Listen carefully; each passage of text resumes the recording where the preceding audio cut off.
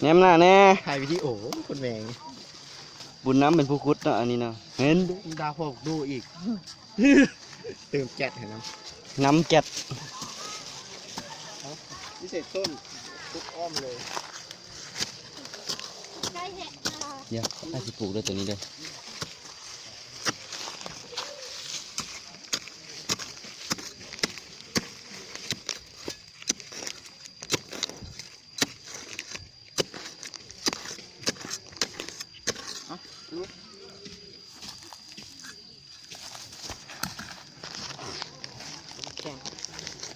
เลยต้นไอ้หัว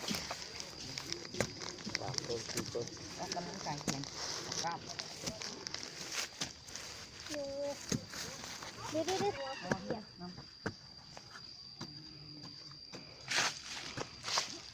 ลงเอาไว้จมต้นหนึ่งเด้อเอาไว้ปลูกกันมันใกล้กันพูดเดี๋ยวไฟติ้งงูมาเลยเดี๋ยวไฟติ้ง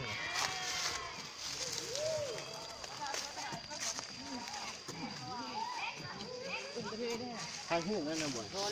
หูนิ่งไงมีแต่กระเทยน้ำกัดได้เลยเอาเนาะ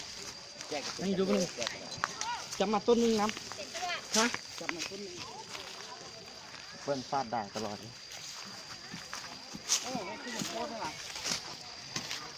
วิ่งวิ่งแจ็คแจ็ค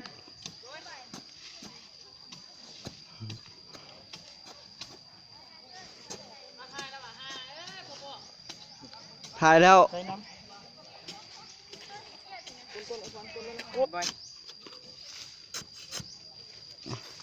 มา ถ่าย เล เลย ยเตรียมถ่ายนี่เด้อไม่สิปลูกจะ2 ต้นนี่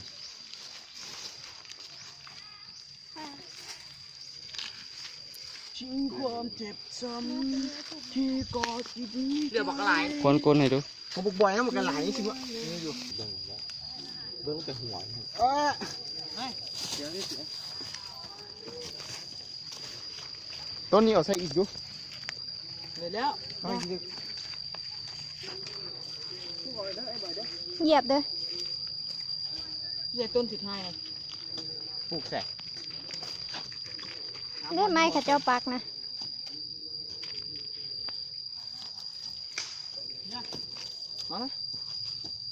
ต้นสุดท้ายเอาไม้ไปปักพร้อมใส่ปุ๋ยว่าผมมี2 ต้น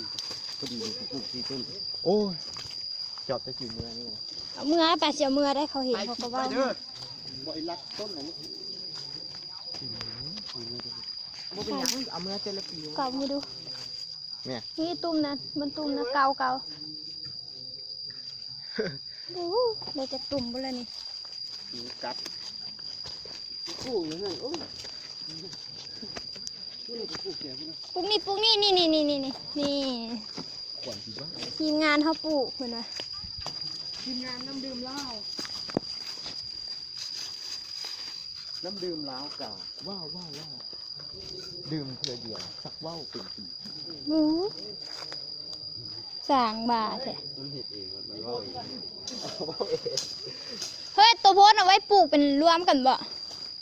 จังจือไง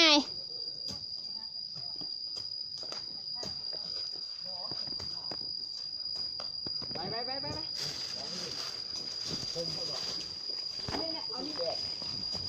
นี่ทีไงหลังคาขึ้นมาเนี่ยโอ้ยเบิ้งได้ฝนตกมาน้ำกระชึก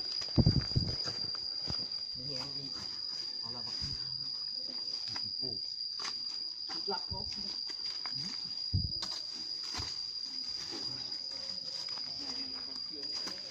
น้ำมันดูนี่อ๋อน้ำเธอมากินแล้วฮะ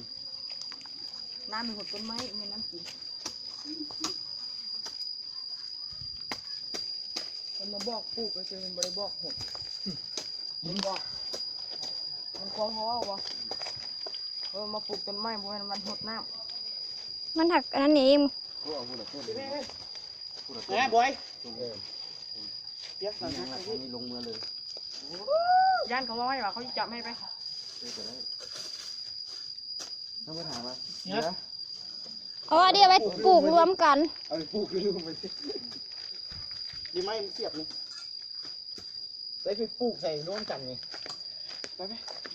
เขาบอกนี่เอาพ่นนี่